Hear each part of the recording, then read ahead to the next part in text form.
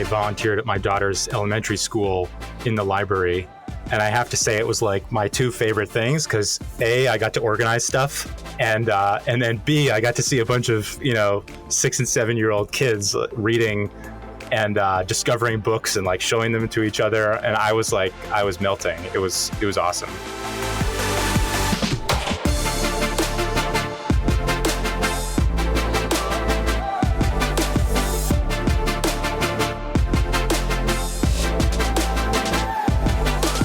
Hello, Loren. Hey, Kelsey. How are you? It's another episode. It is another episode. I am doing well. How are you? Doing great. I'm excited. I feel like you might be groovy. Are you groovy today? I know. I've been saying groovy a lot, haven't I? I must be feeling groovy. I love it. Well, so tell us about the guest that we have on today. I am really excited. We have a fascinating person on our episode today by the name of Elliot Felix. He is the founder of Brightspot Strategy, which some of our listeners may be familiar with, especially those in the library world. That's its start, but that's not really where necessarily Brightspot lives today. He is, if he's not already, he's I think quickly becoming the go-to person for commentary on student experience in higher education. He's an author, a speaker, a consultant, a podcaster. Interestingly, he trained as an architect, went to MIT and Virginia, UVA, but made a decision mid-career to focus on people rather than space, the experience rather than the physical aspect. And I think that's framed a lot of what we're going to hear today, how he approaches higher ed. Agreed. And I really loved his comment where he said, it's not just about where you go, it's about how you want to go to college. Yes. Yeah. And so I really think he gives us a moment to think about both of those perspectives when you sit back kind of just in life in general. It's not just where you want to be, it's how you want to be. Yeah. Yeah. Great lesson actually for just leadership. It's maybe how you create your own role and how you create your own experience as a campus leader even. Yeah. And another thing he said was you are the designer of your own experience, right? So it comes back to who you are and how you show up. So I'm really excited for everyone to get to hear the conversation that we had with Elliot.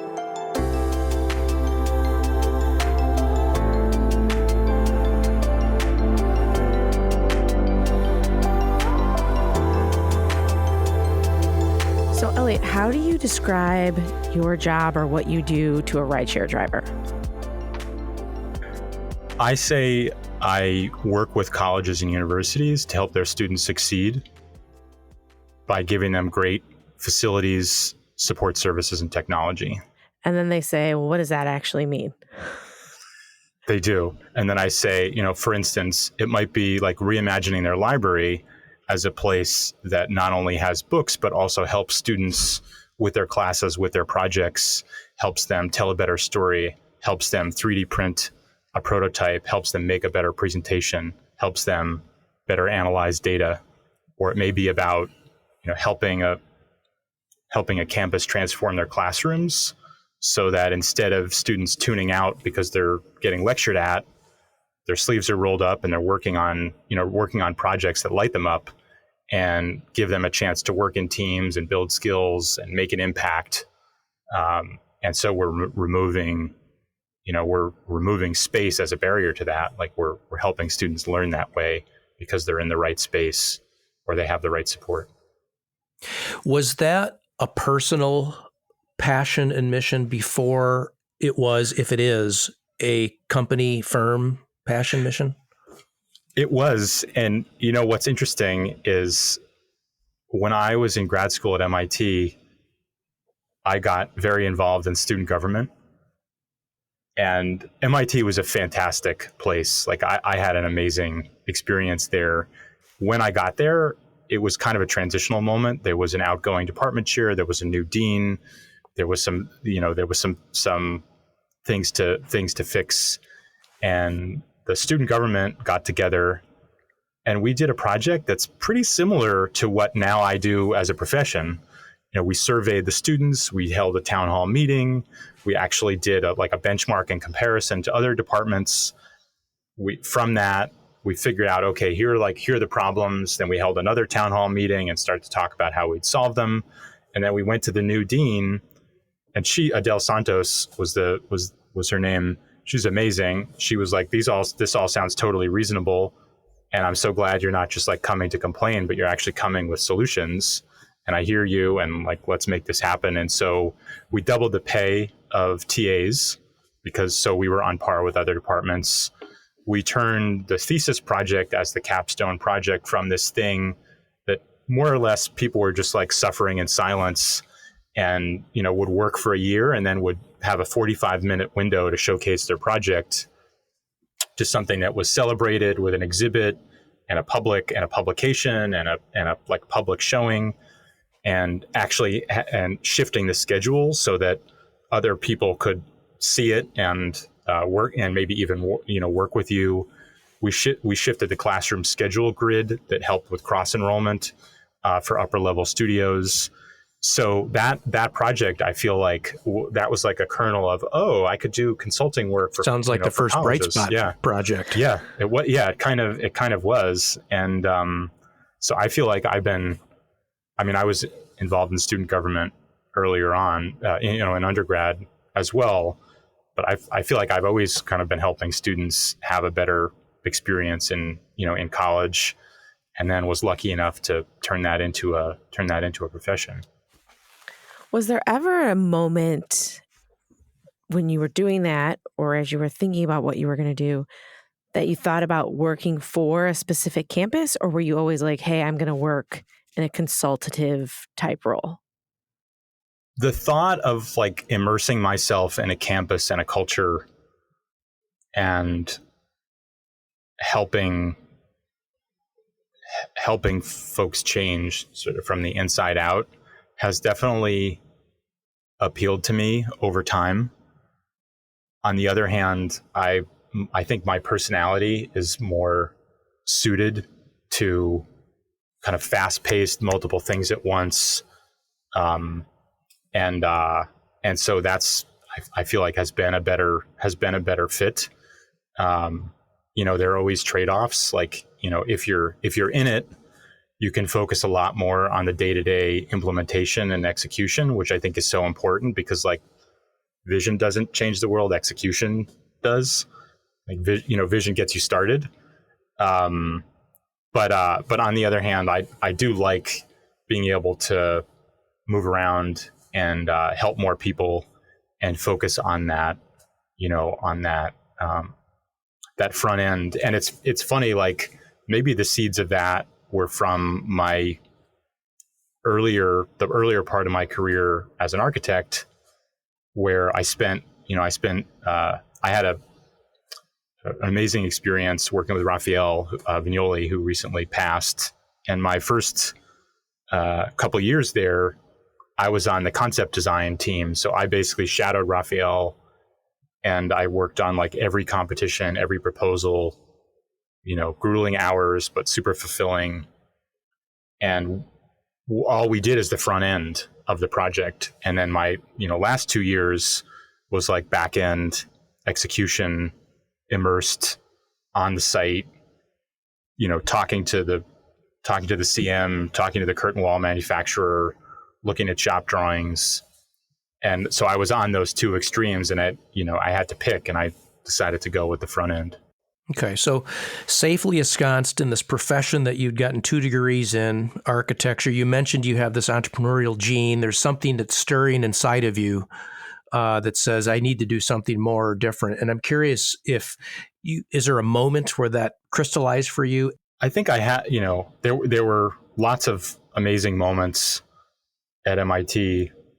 And I think the one that maybe crystallized a lot of things for me about finding a different way to practice architecture and help people was I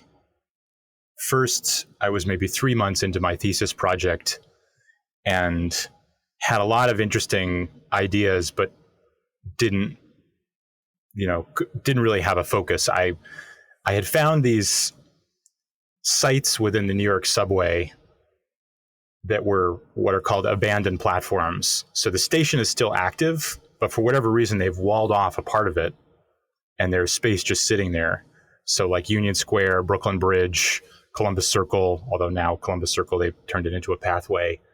There's about a dozen of these sites. So I had these, but I didn't have like a program in mind, and I was floundering a bit. And one of my thesis advisors, I had an amazing set of advisors. Mijin Yoon was my advisor, and John Oxendorf and Mark Yarzenbeck were my readers. And Mark asked me sort of like point blank, he was like, if you could do anything, what would you do? And I said, well, I think it would be, it would be something to do with education. And we started pulling on that thread, and we went from education to libraries. And my idea then was to like reinvent the branch library and put them in the subway, and think of the subway democratizes movement and the library democratizes knowledge. And they're both these like circulatory systems, both have cards, reading's a form of travel. It just, everything, like the flywheel just started to turn. And so my thesis project became the idea of subway libraries, and, how do you make subways palatable or even pleasurable, like bringing natural light in, creating places to read, creating places for events, creating even places to write. And that was really, that I think pointed me in the direction of where I wanted to go, because I was as interested in designing the way that the books would move around, and the cars would serve as reading rooms, as I was, the architecture and the shelving and and everything kind of in between. And I think that sort of put me on this path of thinking about not just space, but experience and programming and services and technology. And I think that was a really important moment, and I'm incredibly grateful to all the professors there for like pushing me. Mm-hmm. You must have had faculty and architecture friends, those, when you were ready to start Brightspot, say, well, what are you doing? I mean, you got this great job, or was none of that the case for you? What I'm thinking about is we must have listeners who are wondering if there's more I'm supposed to be doing, or if there's a shift I'm supposed to make in my career in some way. And I'm wondering what in that shift to Brightspot, from this sort of understandable, very imageable kind of professional role to this thing that is a little undefined. And what were you concerned about? What did people say to you? How do you help people with that shift? So I did a lot of little projects that were tests to understand, like, okay, what's my value? And I think that really like de-risked the start of it, because I was able to do lots of small tests to really understand the market, understand the need, and then be able to show how I could meet that need, and also give myself confidence that I can do this. What frightened you, despite your willingness to take risks? What frightened you about a significant change? Well, I mean, I think I'm an entrepreneur. I think my grandfather was an entrepreneur. He started a company, a garbage collection company, with no mafia involvement, in upstate New York in the 50s. And so the idea of starting a company was something that was in my, in the water. And then my dad ended up taking it over. My mom worked in the business. And so I think like being entrepreneurial was something that I kind of always thought I might do. But, you have to take a lot of risk. And I started Brightspot like 2011, still in a recession. And I think that's, there's a risk to that, where you have to be, you have to have like both the confidence to know that you can figure it out, but also the like humility to know what you don't know, and surround yourself with great people, and learn and fail and learn some more and fail some more. And I think that's part of it. Well, I wanted to shift back. What's interesting when I'm listening to you talk about your architecture background. So when I sat on campus, I was part of multiple new building constructions and the process of it. And the first one I ever sat in, I remember turning to someone and saying, I am not sure how a building ever actually gets built, because the architects sit around and have all these wonderful ideas and this beautiful plan. And we all have, I think, an ideal view of how the space would be utilized. And then you turn over construction documents, and then construction people somehow build things, and then things shift and change, and then the reality of it all. And so, how do you think about it in your work when you're helping campuses or people think about how they want to use space differently and get it from this ideal view to reality? I'm so glad you asked that question, because I've the same thought has occurred to me, and I'm living in New York City and watching things built there. Every time I would see something built in New York, I would think to myself, like, this is a miracle. How are they possibly pulling this off? Like, there's not even, like, the space for the construction trailer is floating on the scaffold above the sidewalk that people are walking under. Like, this is bananas. Like, how are they pulling this off? Like, it's totally amazing. And it's starting from somebody's idea, somebody's sketch. And I guess the way I've always thought of it is, you're trying to combine inspiration and information. And I think that, there is such a need for, for that creative spark that a design team will come up with, that will generate the idea. And I sort of think about, like, creative ideas. It's a bit like you're like pushing this big amorphous thing, and you don't know what the shape is or how much it weighs, and you're like pushing on it from different angles until it starts to roll, and then it starts to get its own momentum, and, like, pretty much the idea starts to take you where it should. And I think you need that inspiration. You just have to couple that with the information, which is like the functional requirements, the need, the implementation, the budget, the vision, the goals. And those are kind of like, once this thing gets rolling, those are like the guardrails that make sure that, like, that big thing, gets to where it needs to go. And so, like, what our role is like at Brightspot is, we're like gathering that information that complements the, that maybe that actually serves as the inspiration. It might spark something great. And if not, it might guide the idea to where it needs to go, to be sure it aligns with the strategic plan at the university, to be sure it delivers on the vision, to be sure it achieves the goals, to be sure it works within the budget. And, like, most importantly, to be sure that it works for the people that it's for. Let me offer a question. Let me make an assumption that I invite you to challenge as I ask this question. And that is that when firms like Brightspot, or really any advisory or consulting firms are asked to help an institution of higher education, that there's usually some scope written or some notion about what needs to be solved, right? And I also make an assumption and even admit that I'm guilty of having been at the university sort of not aware of my own responsibility for what's not working. So the scope that I write is about something that has to be fixed, but I'm in my own way. The leadership is in its own way. So knowing you've worked with over 100 institutions, deans, presidents, vice presidents, et cetera, and assuming that you're asked to come to a campus to sort of help solve a problem or make something better, how often do you find that really the issues aren't the space or the policy or the students or the faculty, but it's the decisions, the courage, the vision, the leadership?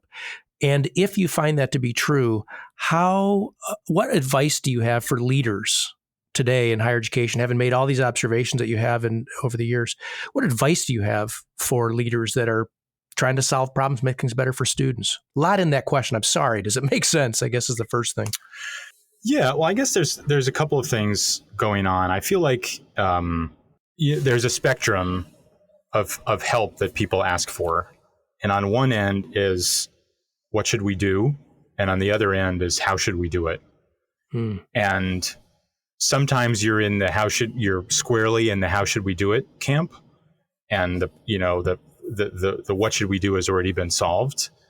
And sometimes people are looking for that guidance, and they want some discovery process, with surveys and interviews and benchmarking and trends to help them figure out what to do. So I think figuring out like where you are on that spectrum is really helpful. And sometimes you're running the whole gamut, and sometimes it's you're a little bit in the middle. But I think that's really helpful. And I think we always try and take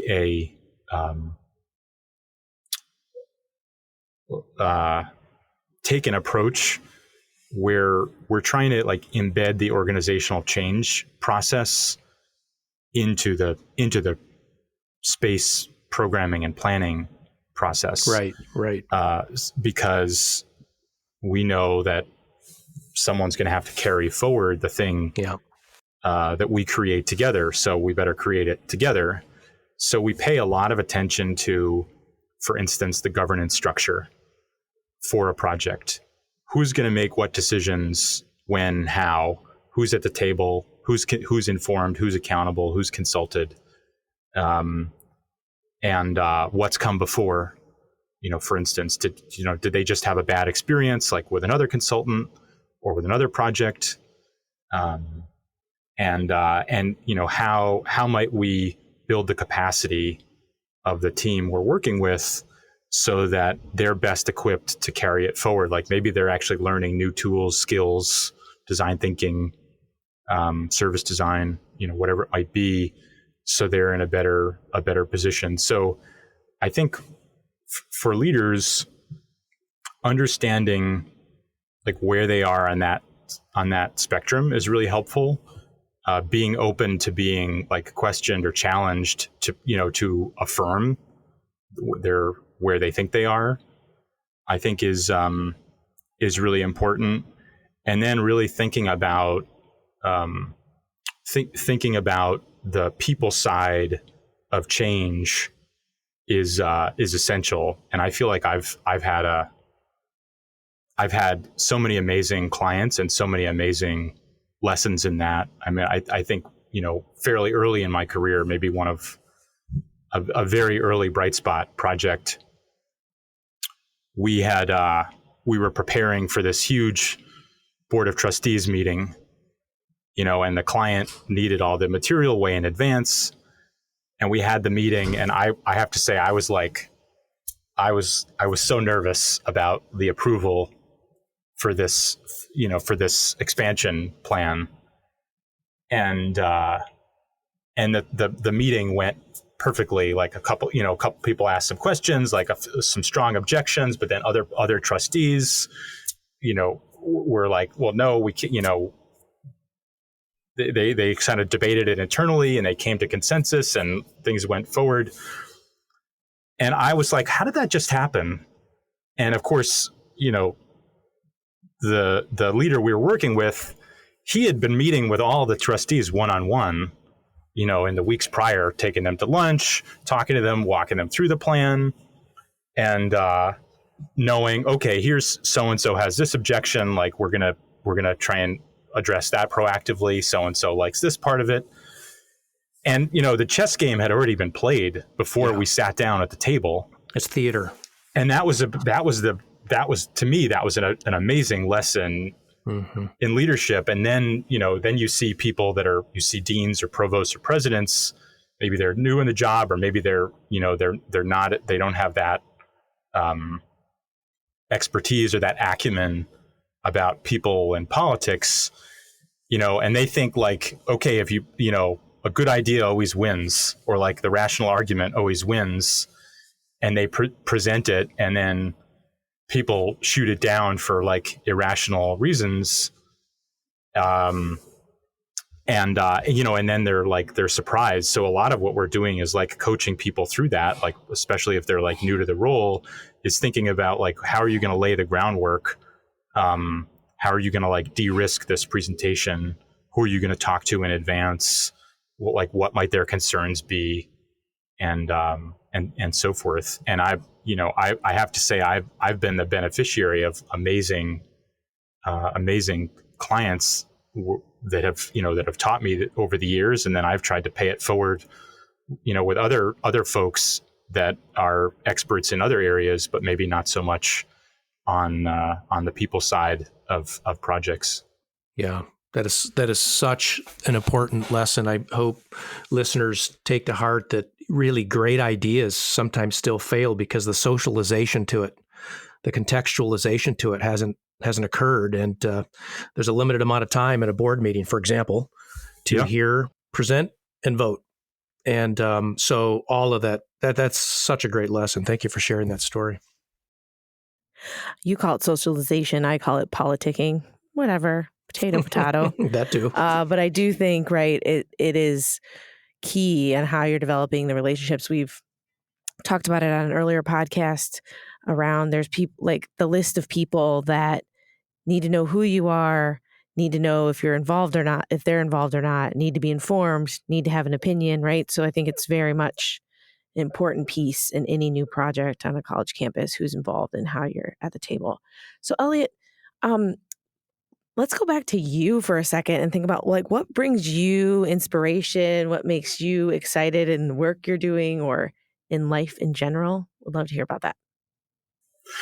Well, I'll give you one example, which is top of mind, because this morning I volunteered at my daughter's elementary school in the library, reshelving books, and I have to say it was like my two favorite things because A, I got to organize stuff, and then B, I got to see a bunch of 6 and 7 year old kids reading and discovering books and like showing them to each other, and I was melting. It was awesome.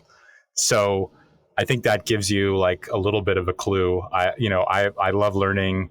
I love to see people learn. I love to help other people learn. I always thought of like Brightspot as a learning organization for learning institutions, and our parent company Bureau Happold is very much aligned with that vision and those values. So it's definitely like learning and organizing things. It's also making things. My wife and I both have architecture backgrounds. So like our 7-year-old has dubbed us the Maker Family, and we do lots of fun projects at home. And it can be everything from, a few months ago, Nora is her name, said, I want to make passports. So we made passports for the family. Yeah, where is this going?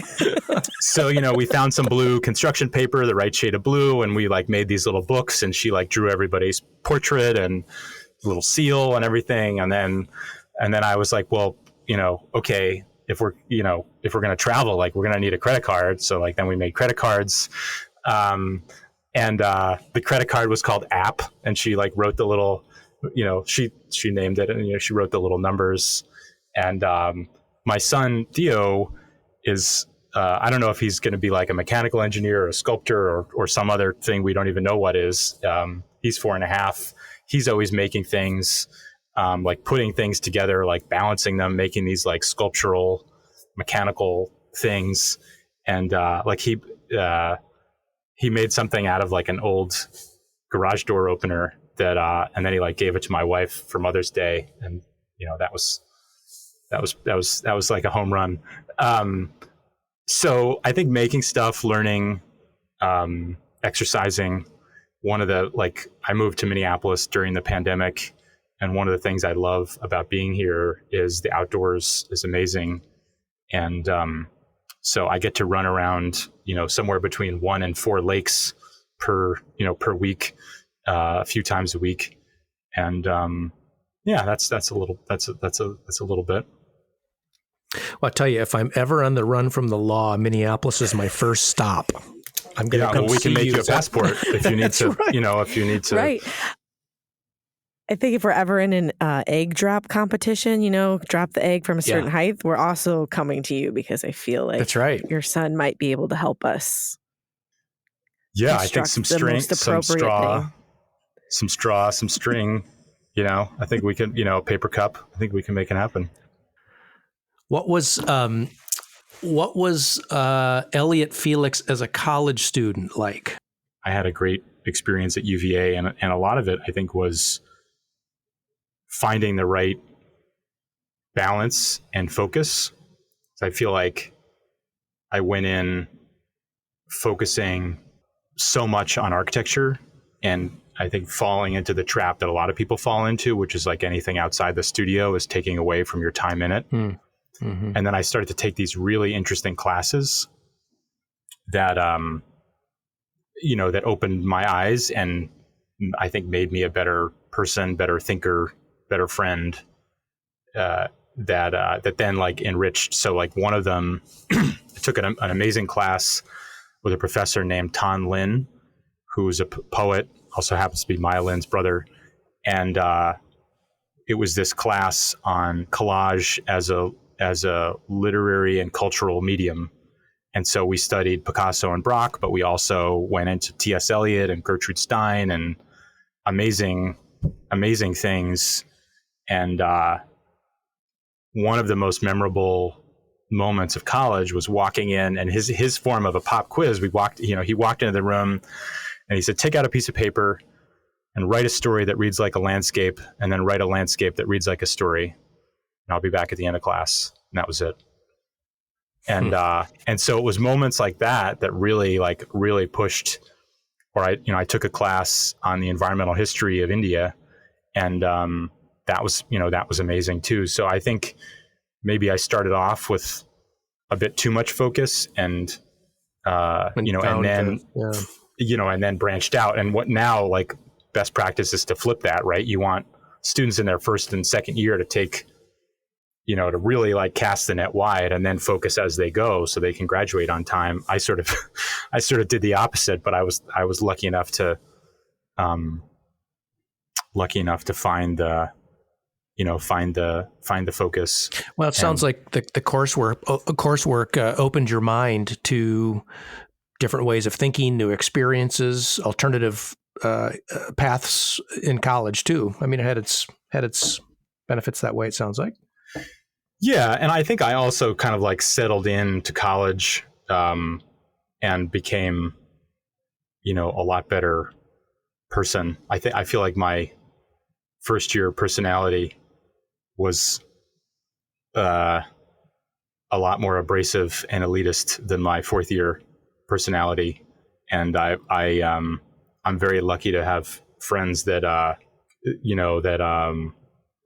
I made over the years, maybe as a result of growing a bit and getting over some of my own shit, and being a better person for it. But like, I think early on I like had to be right and like, raise my hand for every question and like, corrected the professor. Like I was that, I was that student, sometimes. And, and then I think by the end found firmer footing and figured out a bit more about who I was, and eased up a bit and was able to enjoy things a little bit more, maybe. Before I ask the next question, are there any professors that you would like to apologize to formally on the podcast? We're happy to. Lauren and I feel like we've had to apologize to people. So I think it was tactfully done, but okay. But no need to name names, huh? Yeah. Yeah, but yeah, I think I definitely grew a lot, as a lot of people do, in college. And I sort of had a weird entry into college. I graduated high school a year early, and then I took kind of like a gap year in Brussels studying architecture and French for fun, not for credit. And so I just I applied to a mess of schools from Brussels and then visited the ones I liked and got into. And so it was weird. I had kind of done a year of college, but it was all in French, and it was in Brussels. It was a very different education system. I had 13 classes that year. I had like a physics class, a geology class. I had like 4 drawing classes, and unlike a U.S. system, this was like, okay, we're going to plan out your week from 9 to 5, Monday through Friday, and it's going to be full. So it was, that was great because I sort of had a running start, but I was maybe running in a funny way or something. I don't know if I'm torturing that analogy, but I don't know. It was a weird way to enter college. I think that leads me to kind of thinking about, you have a book out. You seem to talk a lot about and feel really passionate about the student experience, and listening to your story and thinking about my own story, it's very different, right? I was a Parks and Rec major. My first semester, I think I took swimming skills because I was a good swimmer, and I very much knew I was going to pass that class. Right? So the student experience, though, what I think is a common thread, and would love to hear kind of where you stand on this, or agree or disagree, is it's about evolving as a person and how you come into your own over those years and your college experience. And so would love to hear kind of where your lens is related to that student experience and where you hope things are headed for the future of the student experience. Thanks for asking that. And I think after working with 100 colleges to help students succeed with better space and technology and support services, I really thought, well, let me see if I can work this problem from both ends and take what I've learned about how students succeed and distill the research, not only that I've done, but hundreds of other studies, distill them into an accessible book for students and families so that they can use these evidence-based tips as building blocks to a successful college experience. And so that was very much my my driver, and it's really been great to share what I've learned, and to try and improve the student experience in both those directions, and to work on some of the themes that I've seen in my work. I think students not feeling like they belong, not finding the support they need, not seeing how their classes connect to a career. Those are things that I've been noodling on and working on directly or indirectly for a couple of decades now, and I certainly see in my own experience, and I figure over the years I've probably talked to a few thousand students, and certainly see those as themes in their experience, and I'm in it for the impact. So I'm trying to find different ways to help students succeed. Yeah, let's give listeners too. The name of the book is called "How to Get the Most Out of College," and could you quickly describe maybe how it's organized, what's in it, and where folks might be able to get it? Yeah. So the big idea in the book is that it's not just where you go to college, but it's how you go to college. And students make decisions every day about what classes to take, where to live, what to do a project on, how to find a mentor, where to do an internship. And those decisions have equal or greater impact on your success. And that success might be about, Kelsey, like you're saying, about figuring out who you are and finding your identity. That success might be about finding purpose and, a meaningful career path to it. That success might be about, being part of a community and feeling that sense of belonging. And so the book, I think, challenges students and families to think not just about where, but how, and posits that once you're in that headspace of, okay, how am I going to go to college? then you can think about college not as something you like navigate. It's not this obstacle course. It's actually something you create. So the book has 127 tips that are very practical, short, a page, most of them are half a page, and each one says what to do, the research behind why to do it, suggestions on how to do it, and then a short student quote or story telling you how they did it, so that it's very accessible, it's very relatable. You can jump around. You can go from tip 1, which is like, why are you going to college, to tip 54, which I forget what that one is, but I'm sure it's great. And you can jump, so you can jump around and use these tips as the building blocks to a successful college experience. And the first part is all about understanding yourself and your options. Because, if you're the designer of your experience, you got to start by, understanding who you're designing for. And then the middle part talks about the common facets of the college experience. So thriving in class, building relationships, exploring career paths, enjoying the facilities, using technology.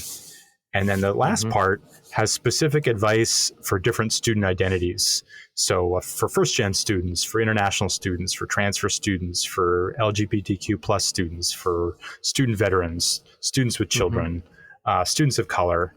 And that last section, I think, not only has my insights, but in particular, it's drawn from an expert in each of those topics that I interviewed, and then, the latest research on transfer student success, for instance, and or student veteran success. So I have to say, the best part of the book was sharing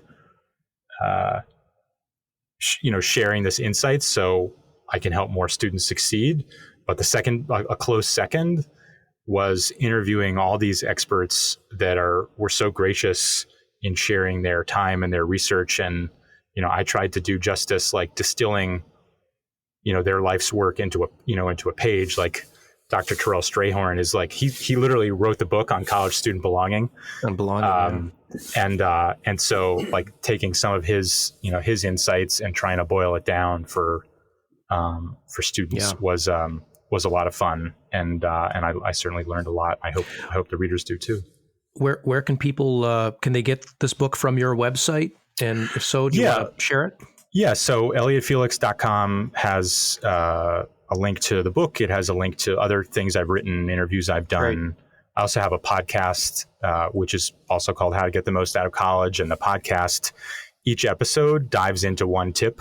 So we take 15, 20 minutes and we hear from a student or a higher ed expert on belonging, on mentoring, on internships, on the college search process, on, touring a campus. Yeah. So it's all there. It's on Amazon as well, or it's or direct from the publisher. We'll put the link on our Campus Confidential LinkedIn page too, so that folks know where to find you and find that book too. So yeah, and if folks it has a buy one give one model, so we donate a copy to a student in need for every one we sell. So if folks also have ideas about organizations to donate copies to, I'm always looking for those. Came out last year. So, last year we donated copies to like Generation Hope and to Take Stock in Children and the Crosby Scholars. Wonderful. And the Collective Success Network. So that's pretty fun too. So always interested in those suggestions. Well, Elliot, it's clear you're a champion for students and the student experience and equity and inclusion and all the things that matter to us. You're passionate about education, and we're grateful that you're an entrepreneur for education. It's clear you're making a real difference, and we're honored that you've spent some time with us today. Well, thank you so much. I was really delighted to share my story, and I hope it helps students succeed and institutions help them do that too. So thank you so much.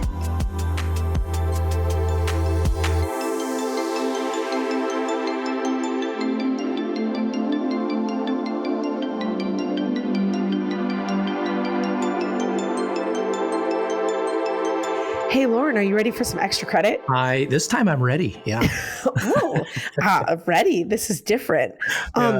So our guest today talked a lot about what brought him joy. And so it makes me think, is there anything that day to day, something in your life that brings you joy? Summer. That's what brings me the Michigander. Yeah, that's a northern Midwest thing, isn't it? Right? You wait so long for summer. I was just outside having lunch, realizing I have more energy. I'm happier. The sun is shining. People look happy.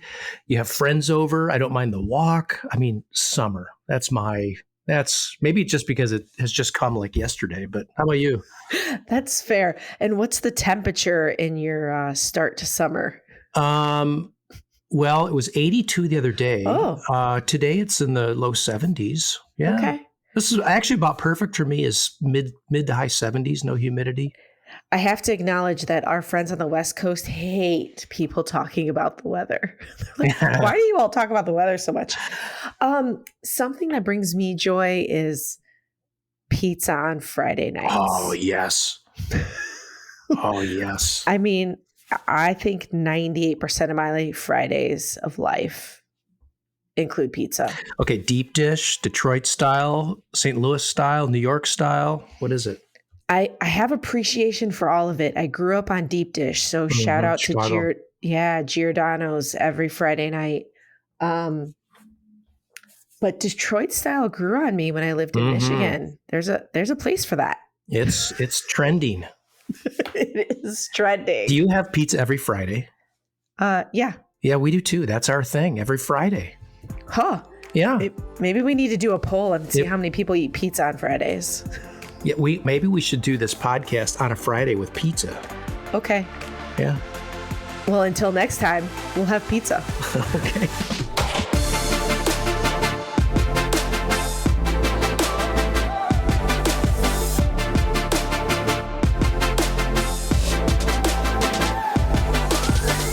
Campus Confidential is presented by Compass Group, produced by Corey Inscoe and Jen Fisher, with your hosts, Kelsey Harmon Finn and Loren Rullman.